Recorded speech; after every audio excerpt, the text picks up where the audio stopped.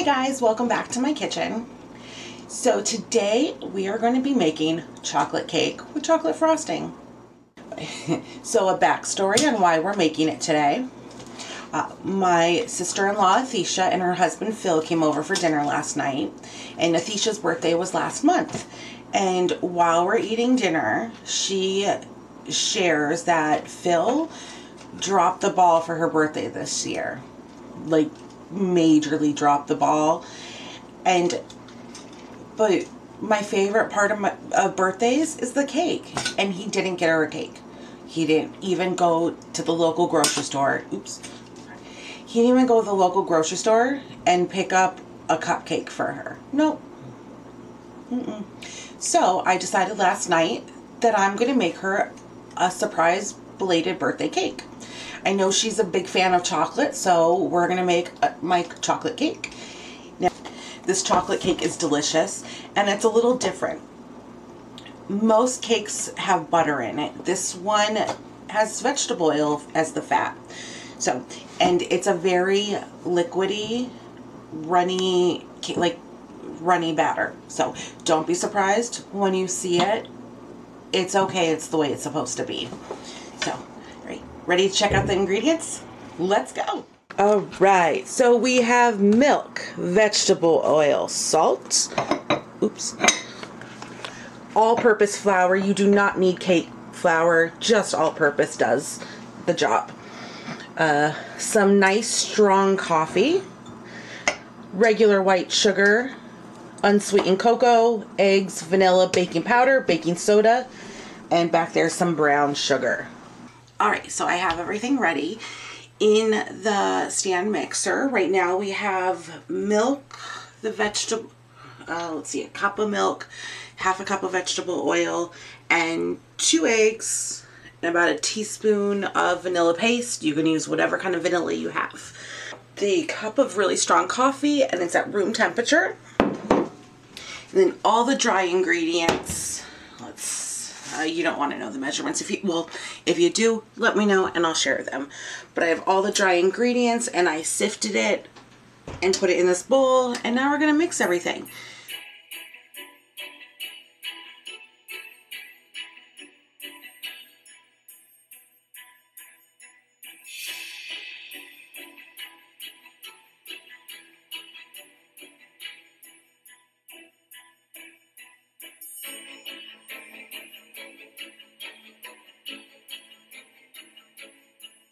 Now I have 2, I think these are 9-inch circle cake pans, and pour. See how thin the batter is? It's okay though.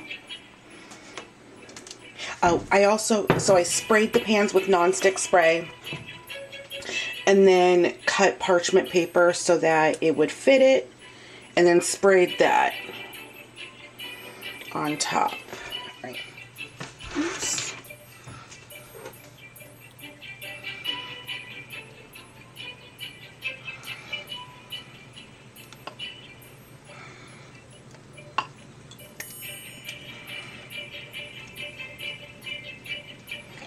These bad boys are going into the oven at 350 for about 23 to 25 minutes or so. All right, so it's a bit later. The cakes took about 30 minutes in the oven. They've been on a wire rack cooling. One has a little indent and like caved in the middle. So that one's going to be the bottom one, and no one's going to ever know except for you. Okay, so here they are. Kind of ugly cakes before frosted. But okay, now it's time to make the chocolate frosting. Now the frosting is just an average frosting. It's just butter, powdered sugar. That's basically all you need is butter and powdered sugar for frosting. Oh, I need some cream that I'm gonna get out of the fridge. I have some cocoa powder, melted chocolate, and some salt, because you always need a teeny bit of salt to bring out all the other flavors. And chocolate is like lifted up with a little bit of coffee, so we're gonna put a little instant coffee in it. Okay, let's go make it.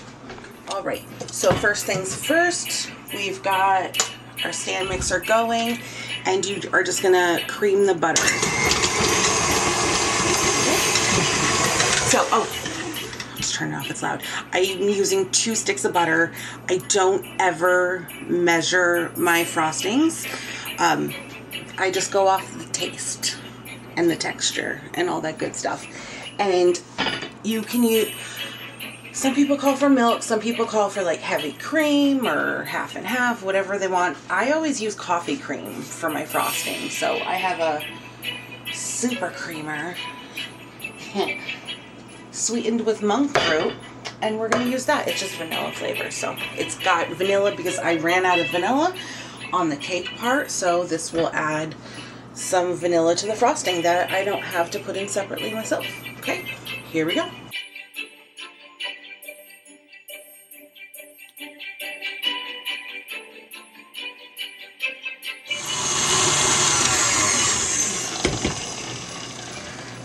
Alright, so I don't know if you can tell, but the butter is a lot lighter and it's like super smooth now compared to, it was room temperature, but the room is kind of cold right now. So the butter was a little stiffer than you wanted it to be. It wasn't fully softened. So, all right, we're gonna add the cocoa powder. Now I also added about a tablespoon of the, what's it called? Instant coffee. And then we're also going to put some powdered sugar. Oops. Don't get sugared. Let's see. That's about a cup's worth. We'll add more as we go.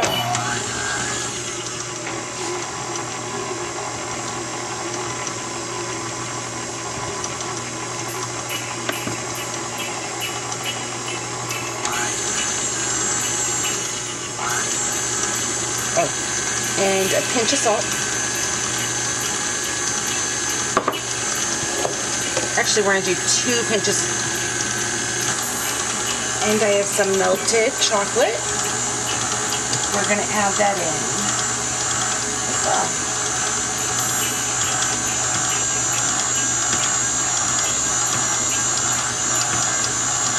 Don't get it on the side of the mixer, like I just did.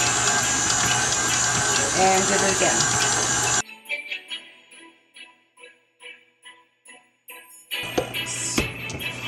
Mix this bad boy up. All right. Now you have to taste test it.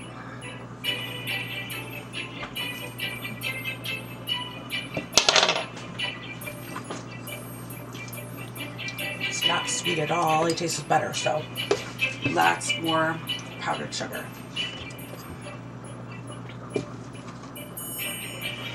Another cup to start off with.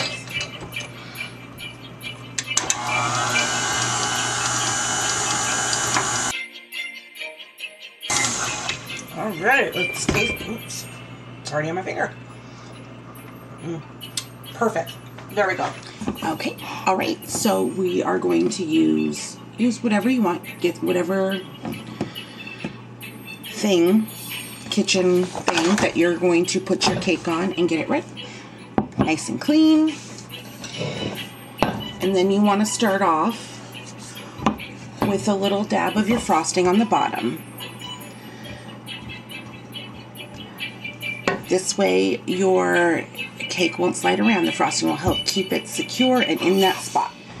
Then you take your ugliest cake. This is mine that collapsed in the middle. And plop it down. And then you're just going to load this up, this bad boy up with some frosting. Now, typically, I would do in between the cakes the proper amount of frosting, but then on the edges, top and the sides, I would do a really thin layer, what's called a crumb coat. I'm not going to do that in this case because we're not going to decorate this beyond just like a regular homemade 1950s grandma made the cake and just put all the frosting on. So that's what we're going to do this time. Maybe next time we'll do some decorations and make some flowers or Try and make it look pretty.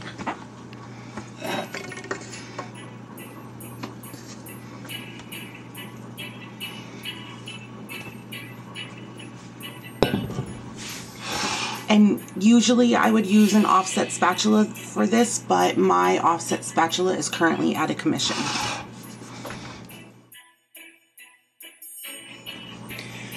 We're going to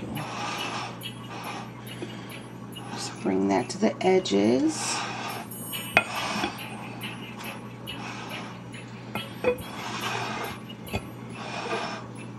And do the side.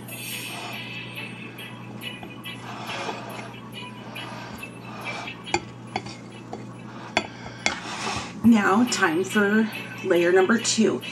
Now, hold on.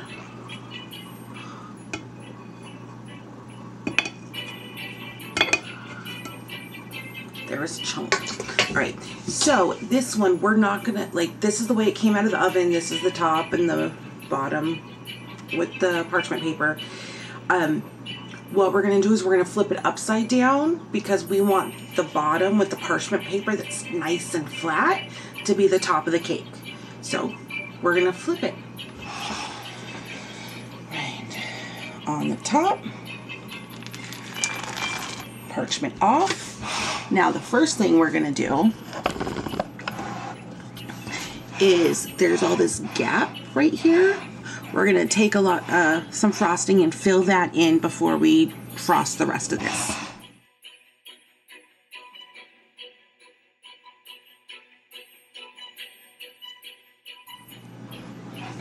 All right, do a nice smooth bit around, and now we're gonna put the rest on top.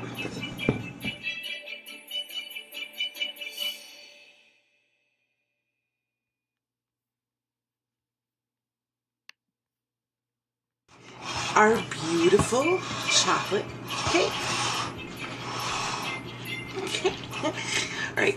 I hope you guys try this cake out. You will not be disappointed. Let me know how it goes. All right. Bye.